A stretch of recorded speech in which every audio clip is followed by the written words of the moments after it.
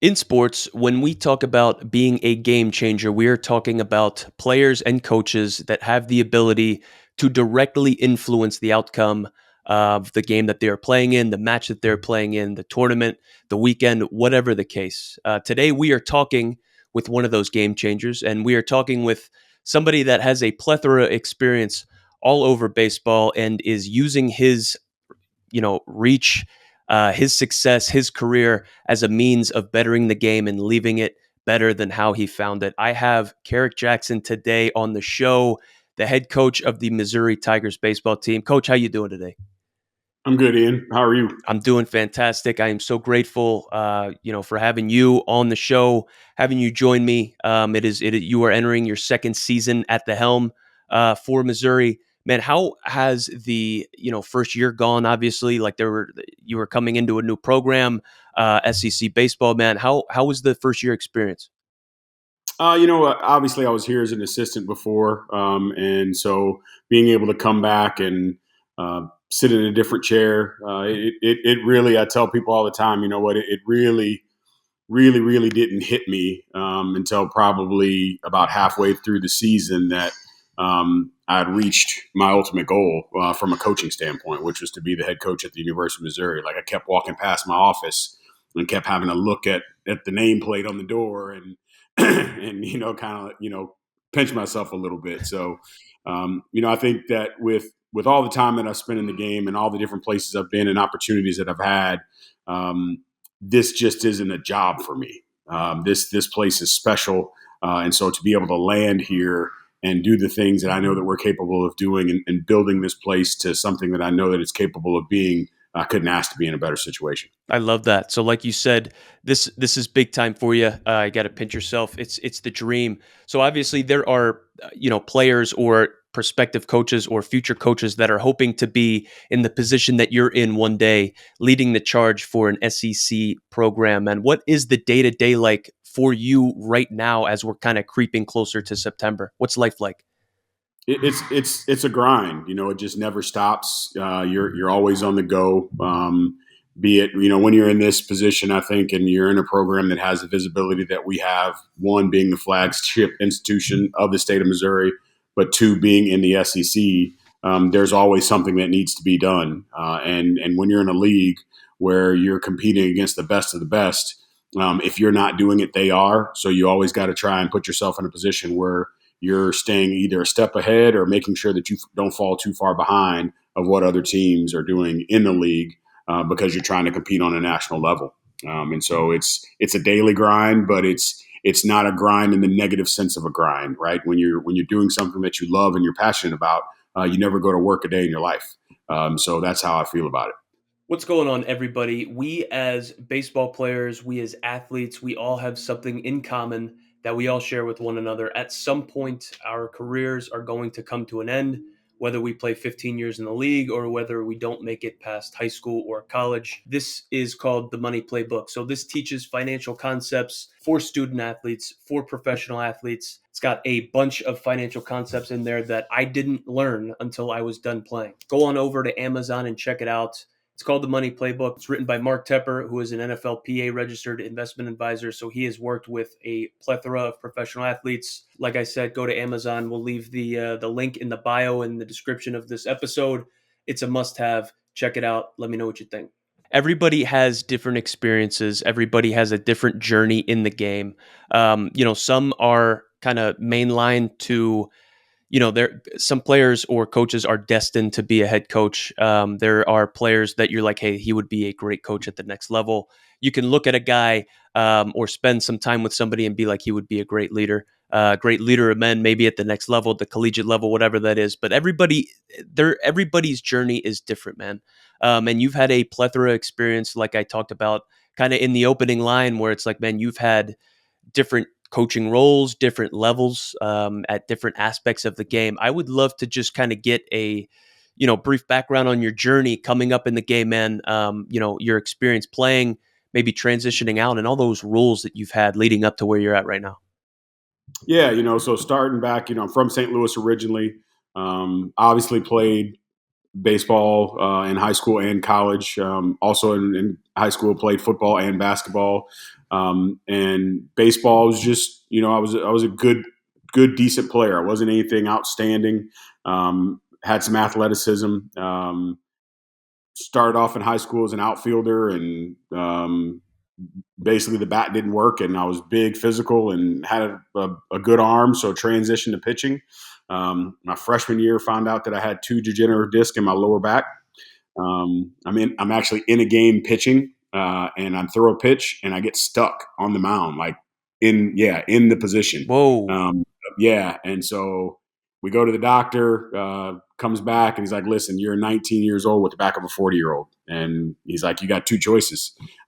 You can have this surgery, where you're probably done with athletics, or you can grind through it." Well, as a freshman in college, I'm not about to. We're not about to be done.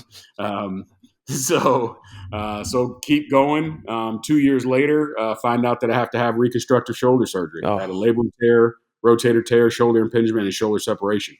And so the rest of my college career was just battling to get through. Pro ball obviously wasn't going to be an option for me.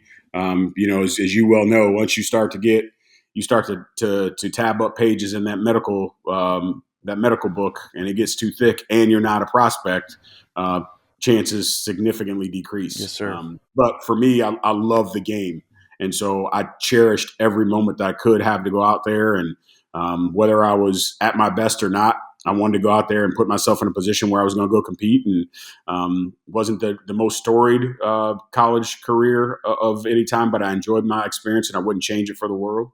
I didn't necessarily know that going through that I was going to be a coach. And basically what happened was I'm at University of Nebraska.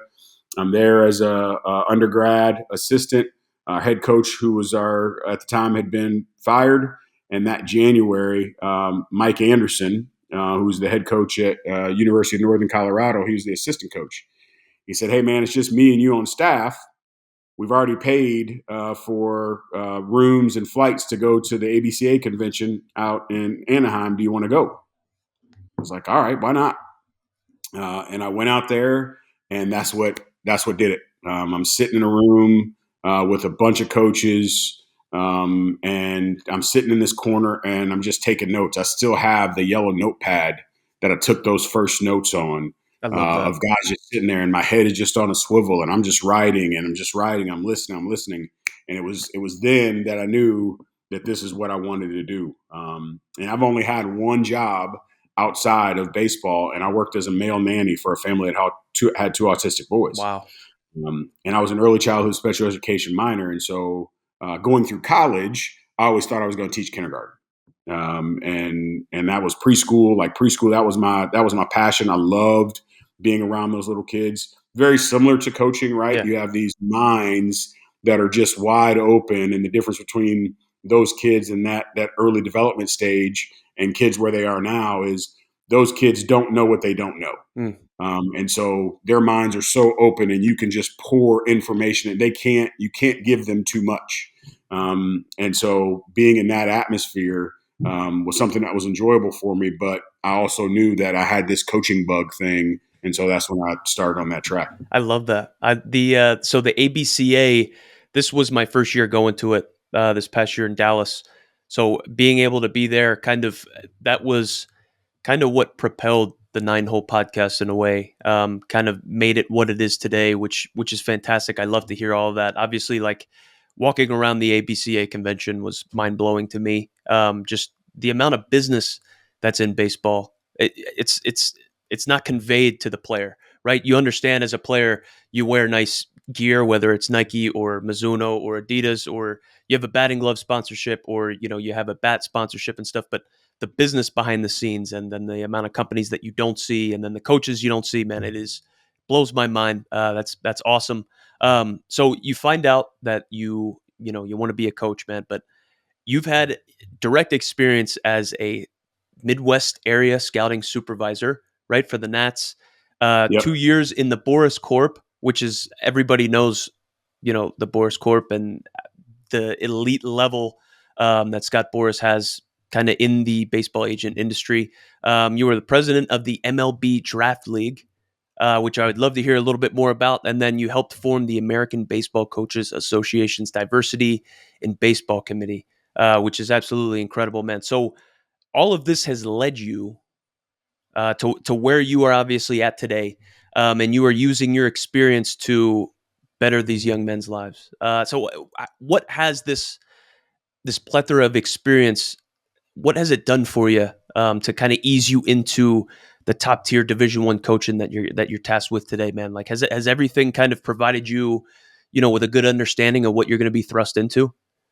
Yeah, I mean, I think that's what it is, right? Is you when you look at all the different levels and places where I've been, from Coffeyville, Kansas, to coaching at being a graduate assistant in Emporia State, Kansas, to being an assistant coach at Fairfield University in Connecticut, to working at Nicholls State in Thibodaux, Louisiana, to being the head coach at an HBCU at Southern University, an assistant coach here, and being in the draft league and being with the Boris Corp. And so I've literally seen the bottom to the top. Yeah, Like, I've been at the lowest of lowest levels, and I've been at the highest of the levels. And so being able to be fortunate and blessed to have all those experiences. And I've always been a student. I've always put myself in a position where I want to challenge myself to get better. And like you said, you speak to young players and young coaches. And what I tell people all the time is there was never a point where I wasn't where my feet were at. It's easy for people to look at my resume and, well, why'd you do this and why'd you do that? There wasn't one move that I ever made that wasn't a move of circumstance as opposed to a move of trying to climb the ladder.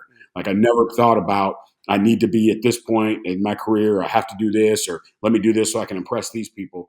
Wherever I was at was the best place in the country at that time to I me. And love it. that was my goal, was to make it the best place in the country. And then by doing that, all the experiences and all the jobs that I had, I didn't seek any of those. Those were opportunities that came to me based on how I went about my business and people recognizing, hey, this is somebody that we'd like to have. And there was jobs that I was offered that I didn't take, and there was jobs that, again, based on circumstance, it was the right move at the time. And then there was jobs that, when I left here in 2015, I was married, our boys were young, and my wife said, I can't do this. And it, as frustrating and disappointing as it was, when I told our team, one, I cried like a baby in front of them. But two, what I told them, I said, "Hey, man, this is real life stuff." And I said, "I'll tell it to you as plain as I possibly can. The decision was not a tough decision. The execution was the tough part." And they're like, "Well, what do you mean the decision wasn't tough? Don't you love coaching?"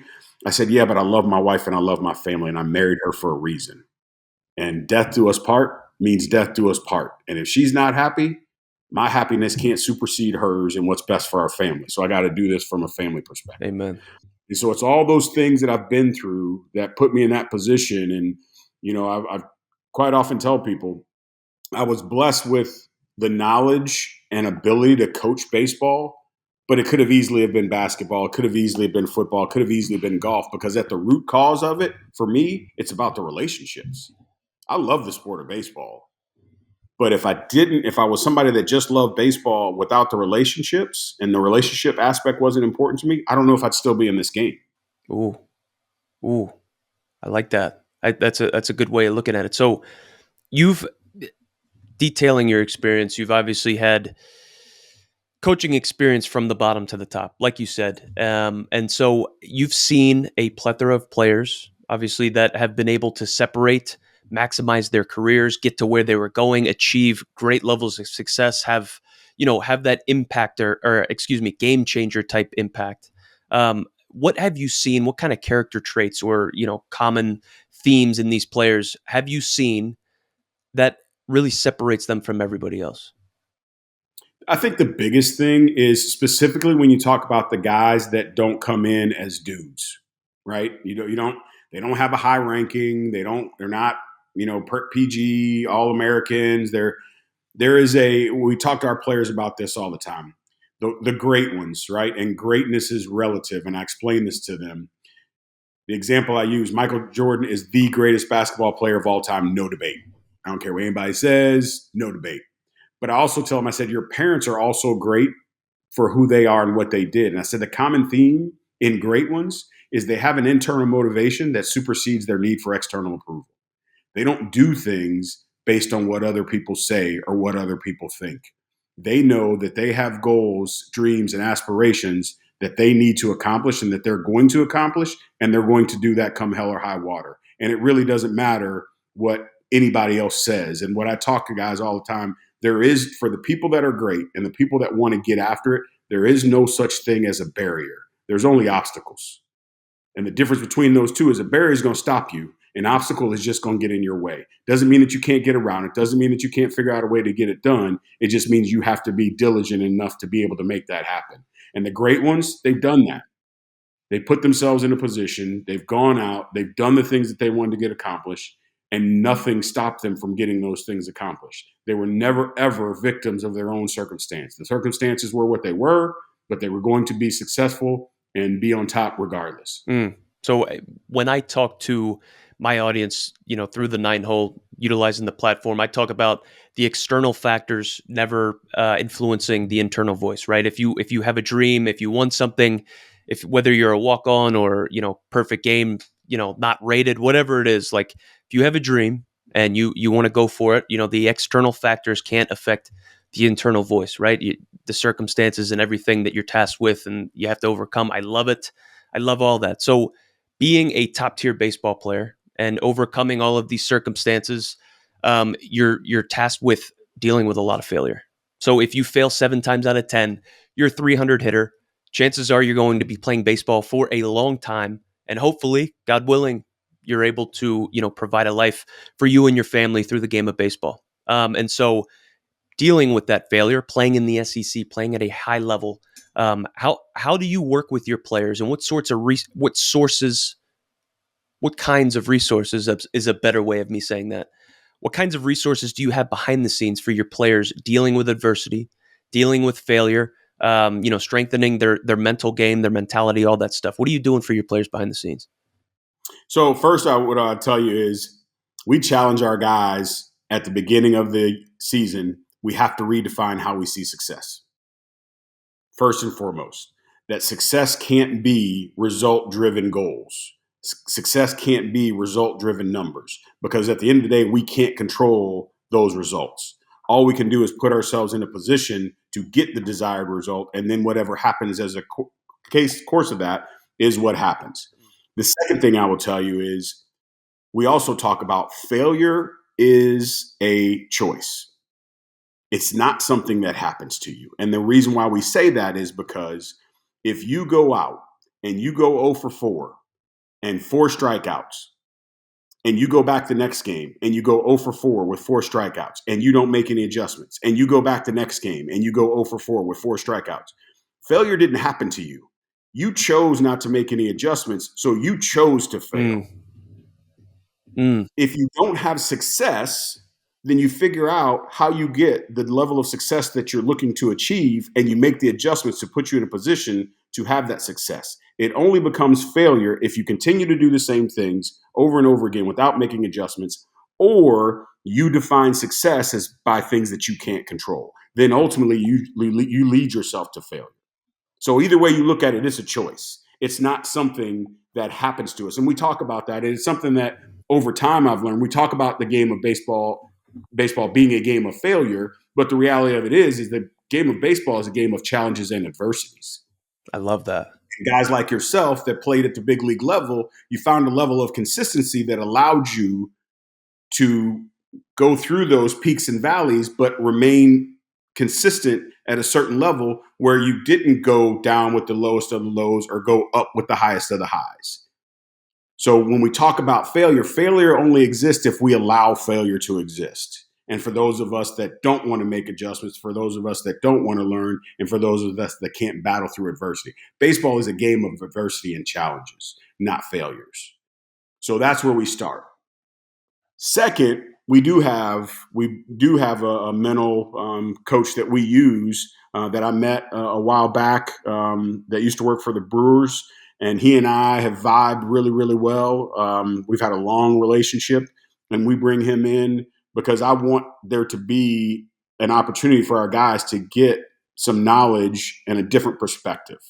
That I understand who I am and I can give a certain perspective, and it may not click with you. So then let me make sure that I find somebody that it can click with you on, and so that you understand what it is that we're doing. So we have those resources for our guys.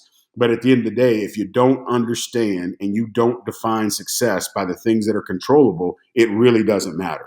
If you seek, and success by you is, did I hit this well? Did I strike out this many guys? Again, at the end of the day, those are things that you just can't control those.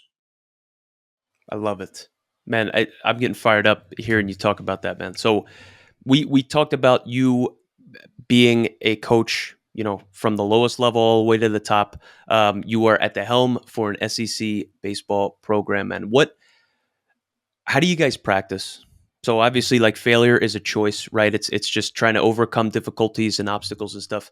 How do you guys practice? What is the practice challenging? Are you kind of designing the atmosphere of practice to challenge these boys like that in hopes that they kind of forge a path forward through those obstacles and stuff? Like, how are you guys kind of getting after it in practice? 100%. I want it to be as hot as it possibly can be in practice. I want there's something always on the line. We're always competing for something, because what you find out in that, and what these guys find out in themselves, is, are you up for the challenge? Or are you just wanting to be good and motivated when it's going your way? And if that's the case, this game isn't for you, I right? love it. Like it's just not for you. It's similar to when we're recruiting guys, and I'll go out and I'll see a guy, and he will go 0 for 4 with 3 punch outs and a weak fly ball. And the first thing he does when we get on coach, that wasn't my best game. Hey, you know what? I'm good with that. That's what I needed to see. I came to see you because you have ability, and because 2 games ago you went 3 for 4 with with 2 doubles and a home run. I needed to see the 0 for 4 with 3 punch outs and a weak fly ball, because I needed to see how you're going to conduct yourself when that happened, because that's what we're going to get more than not. Mm, And mm. so if you go 0 for 4 and the body language goes down, and we're concentrating on the wrong things on defense, and we get up there and we're pressing, and we're throwing helmets in the dugout, and we're short fused in all these situations, what do you think is going to happen on a Friday night in the SEC when you're facing Hagen Smith? You 100%. got you got zero shot, like no shot. Right? So the guys that can go out there and understand that and handle that and stay confident in self, but more importantly, control what it is that you can control, then you put yourself in that situation. So we're constantly putting our guys in that competitive environment. And the ones that make the excuses, they stick out, man. Yeah. They really, really stick out. And what I tell them all the time is, you have to understand that I am always evaluating. Always. And it's not just about what happens when you step across the line. It's about all the things that happen everywhere else, because most of you haven't gotten to a point where you're mature enough to understand that sport and acting are the 2 places in our society that allow you to be somebody else, and it's legal. Mm. So when you cross that line, if you don't become somebody different, if you don't have that beast in you, if you're still making excuses, the same excuses for why you relate to weights, or why you didn't get this done, or why you didn't get that done, and you carry that across the line, well, then that's just who you are. Man. I So when you cross oh, that line and you become that beast, that's different. When you got that dog in you, and we see it when it comes out, and then when you strike out and you act as if that pitcher was lucky to get that strikeout from you. Now we know we got something. Because now I know when you go back to the box that next at bat, you filed that away. Yeah, he got me twice on those sliders. Don't let him do that again. Don't let that slider show up again, because if it shows up again, you're not going to get me this time, or I'm going to lay off of that, or I'm going to bunt, or I'm going to be patient, or the pitcher on the bump. Yeah, you know what? I threw that breaking ball and I left it flat. Not going to do that again. I can't wait till that guy comes back up. Those are the guys that this program has always been about, and that's the guys that we have to put us in a position to be where we want to be. That's big time. So I was going to ask you a little bit about recruiting. Obviously, you just hit the nail on the head big time. You're looking at body language. You are evaluating everything. Obviously, in order to garner attention from an SEC head coach or an SEC program coaching staff, you need to be extremely talented. But I try to talk about the principles and the stuff that you can kind of learn behind the scenes. It doesn't necessarily take talent in order to run hard down the line or to be a good teammate, cheer for your guys, have fun being there, right? It's that stuff is oftentimes overlooked, man. I'm fired up that you touched on it. That's big time.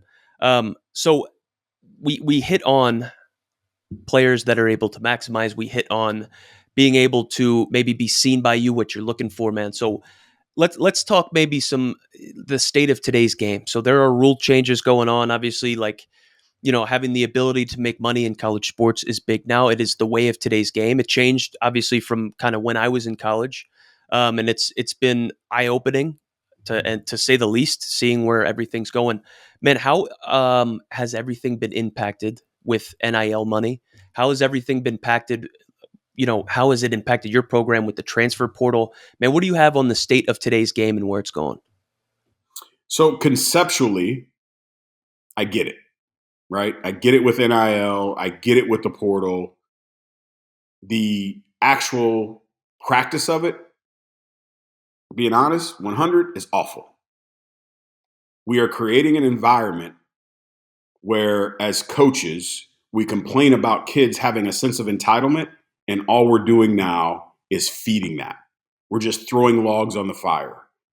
We're putting these kids in a position where the idea of money first is what we're telling them.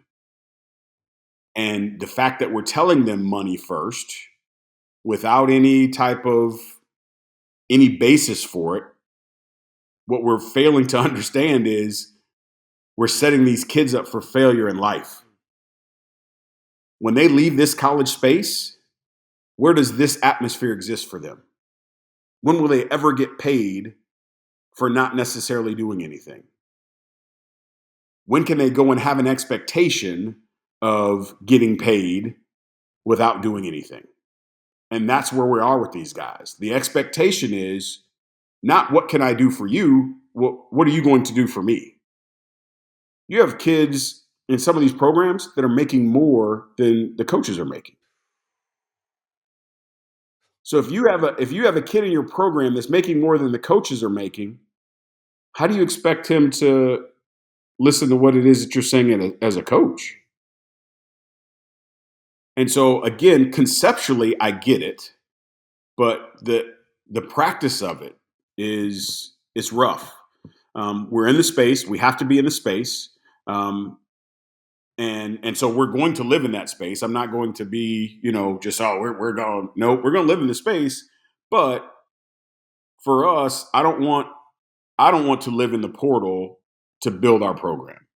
And that's no shade on anybody who's doing it that way. Like, do what you want to do, and that's how you want to do it, and that's how they want to do it. But when I talk to kids and we're talking about the relationships that we have to have, and that the relationships that exist in our baseball family have to be transformational relationships and not transactional relationships, that's important. Are there going to be some of those? There are going to be some of those. But then we put that up there on the front end. If you're telling me that I need to pay you XYZ dollars, okay, well, just make sure you understand you're making it a transactional relationship. That's not where my goal or my focus is. But you're telling me in order to have you be here, we have to do X. Okay, well, there's a transactional aspect to that. So just make sure we're all up front on that. So for me, it takes that piece of it away and it becomes a little bit frustrating at times. For lack of a cliche, I have to be the adult in the room and continue to remind them, hey, man, this is about your growth and development as a person as much as it is about what you're doing from a baseball standpoint. Yeah. And I'm constantly on them with, if I start to make decisions that become detrimental to you as a person, to get a win, to keep my contract, that's the day that I have to quit. I'm a father. I have 2 boys of my own. I can't do anything to somebody else's son that I wouldn't want done to mine. I love it. And so that always has to stay on the forefront. And we've lost some kids because of it, but it is what it is. Like I can't, how I was raised and what I believe to be true. I can't shift away from that just because that's the norm of what is going on. If that's the way that it's going, and we're moving away from developing people, and we're moving away from that transformational relationship, and we're moving closer to the idea of professional baseball, then I just have to decide, is that the environment I want to be in ultimately? If I can't do it the way that I think that it should be done, do I stay in that environment, or do I have to go and, like I said, do something else?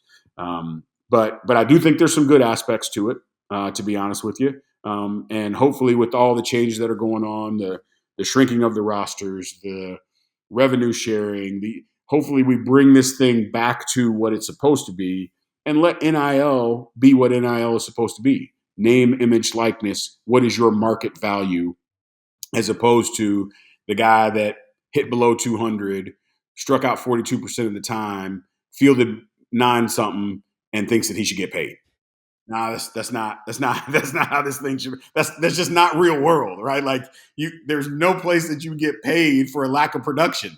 No place except for college baseball. I get it. So Never really looked at it like that, man. I get exactly what you're saying. It's crazy to see as the game progresses, the game evolves. It's like, man, we talk about, at least at the top levels, before college baseball players or college athletes, student athletes in general, had the ability to make any sort of money. Always talked about it like, man, it's a trickle down effect. It was about money up top with players getting contracts, going somewhere else, or arbitration, or saying no to stuff. Just, man, it's starting to trickle down. We're seeing it. We're seeing it kind of at the youth level as well, before they even get into college, where we're paying an arm and a leg for some showcases, some tournaments and stuff. It's like, man, is it about development? Is it about the player anymore? It's great to get your take on it, man. It's something that I ask the coaches that come on the show, and that fires me up. So we talked about your journey, and how you got to where you're at. We talked a little bit about your insight, man. Getting some advice on recruiting, disqualifiers, carrying yourself the right way. I'd love to end up, with a question or two about your mission. And so you've obviously had we talked about it. You're a game changer, man. You're able to have an impact, leave the game better than when you found it. That's kind of the theme of it. What is the goals moving forward? What are the long term goals? We talked about you having the head coach nameplate, and you would walk by it. You'd have to pinch yourself, man. Obviously, that is a great goal, man. What's next? What's kind of in the down the line? yeah, I mean, I think if I look at it like this. People are like, oh, you're the first black head baseball coach of the SEC. That was never a goal, right? Like, I wanted to be at Missouri because it was Missouri. And whether it was Missouri in the Ohio Valley Conference or the Southland Conference or the Big Ten, it was Missouri. That's what it was about. But I've been blessed to be the first black assistant coach in the SEC. I've been blessed to be the first black head coach in the SEC. The goal that I had as related to my race was I wanted to be the first black head coach that took a team to Omaha. That to me was something that ultimately was going to be a game changer, because it's something that has never happened, and the visibility of what Omaha is now and how that will change the perspective on how young minority players and or coaches see a path to success. I wasn't a high level player. I didn't have the best college experience. What I did and how I've gotten to where I've gotten to, I've had to work and grind for it. Keep it 100. I wasn't probably the sexiest choice for this job, to be honest, but they knew that I had a passion for this place. They knew that when I was here before as an assistant coach, we were successful, and I know what it takes to be successful. And I think that was the thing that gave me the opportunity. Was I love this place. It's not just a job for me. This is home. This is it. This is where I'm going to be. And now, given this opportunity, I'm going to kill it. There's no questions asked. No questions asked. And we talk to our team, we talk about Omaha with regards to being a destination, not a goal. And we distinguish the difference between goal and destination. Simply that. When you leave where you are today and you're going to the store to pick up something, you're going to get to the store. There may be an accident. You may have to take a little bit of detour. It may take you a little bit longer. You may have to stop and pick up gas, but ultimately, you're going to reach that destination. University of Missouri baseball program is going to reach the destination of Omaha.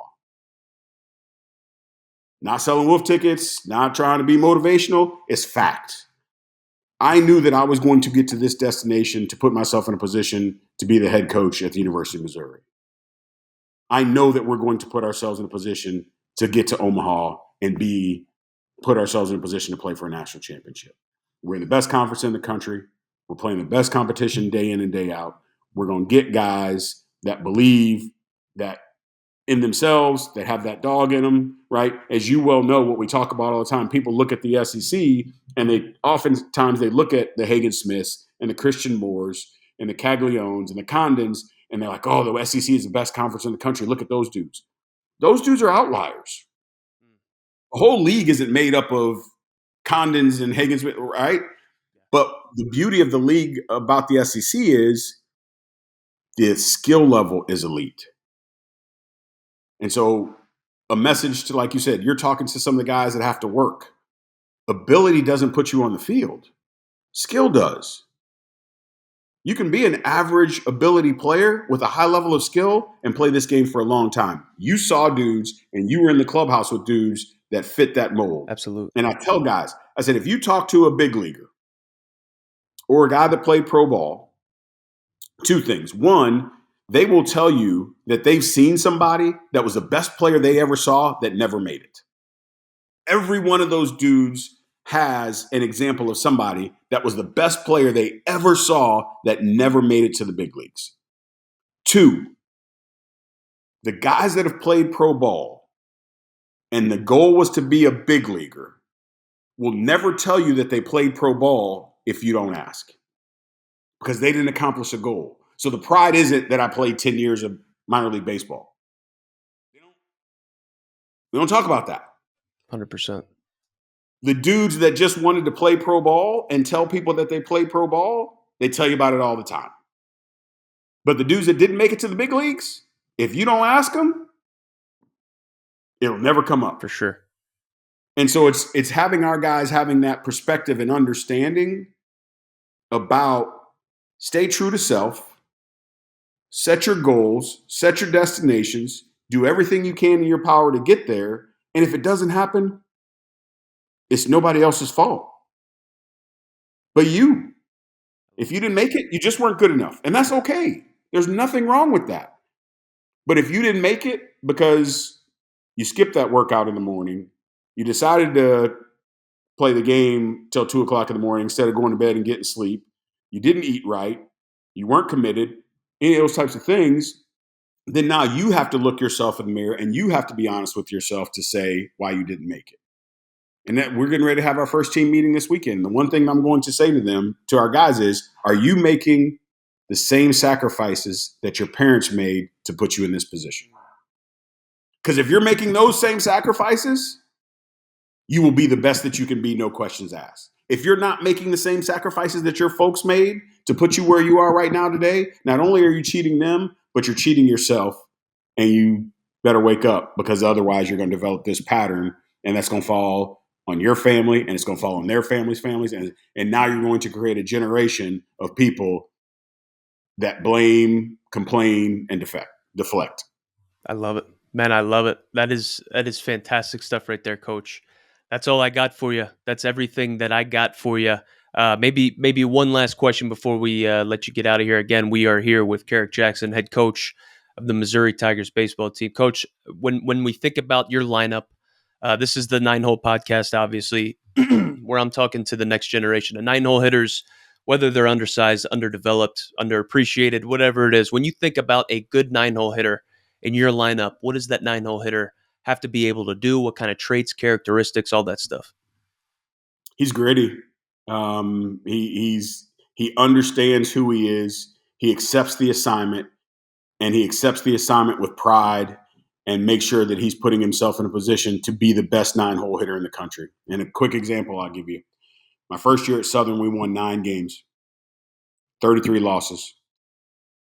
best player on our team, Javian Williams, center fielder, football player in high school, really, really athletic. Like he was a 60 defender in center field with awful routes, like awful routes.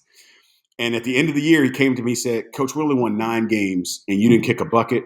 You didn't cuss. You didn't yell. I said, I can't ask you to do things that you're not capable of doing. I said, we have to teach you first. And then once we've taught you, then we have to coach you. And once we've coached you, now we can hold you accountable. So the next year, we go from 9 wins to 34 wins, win the conference championship, beat LSU when they're ranked 8th in the country, go to that Mississippi State regional, have a chance to beat them, come up a little bit short. He's our only drafted player that year. He hit in our 9-hole. He hit 410. He had a 458 on base percentage. He was 27 for 28 stolen bags. And it should have been 28 for 28, but he got robbed. I was on third base. The tag wasn't even close. But here's the kicker. The leadoff hitter was the player of the year in our conference. And the reason why the leadoff hitter was the player of the year in our conference was why? Because the guy in the 9-hole. I love it. And scouts kept coming to me. They're like, you're telling us he's a guy. Why are you hitting him in the 9-hole? Why are you hitting him in the 9-hole? I said, because college baseball is about scoring runs, not getting hits. And that dude makes our offense go. I love that. So if I put him in the leadoff spot, he becomes somebody else mentally. When I put him in the 9-hole, he understood, accepted the assignment, and it was all conference. How many times has a guy been first team all conference as a 9-hole hitter? I don't know I don't know, man. Not many, right? Right? So that's what, and when I talk about the lineup, like people often look at that and say, well, the 9-hole guys, no, that 9-hole dude might be the most important guy in your lineup, because if your guys at the top of the lineup are your quote unquote better hitters, how do we get to the top of the lineup more often? The 9-hole guy turns it over. Absolutely. He comes up in the third and he gets a hit. Now the leadoff hitter gets another bat in the third. Well, then now he comes back up in the 5th. He gets another hit. Now the leadoff hitter comes up back in the 5th.